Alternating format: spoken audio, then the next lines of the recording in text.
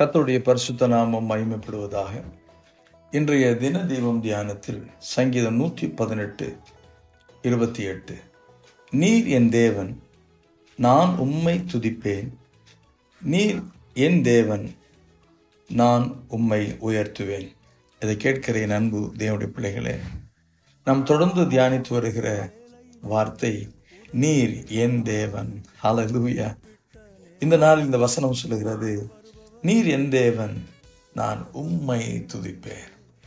நாம் ஆண்டவரை துதிக்கிறதுக்கு இந்த உறவோடு, உரிமையோடு, நீர் என் தேவன், என்னை மீட்டெடுத்தவர், என்னை ரட்சித்தவர், என்னை உருவாக்கினவர், நான் உம்மை துதிப்பேன் என்று ஆண்டவரை உயர்த்துகிற அந்த உணர்வோடு இருப்போம். அது மட்டுமல்ல, நீர் என் தேவன், நான் உம்மை உயர்த்துவேன்.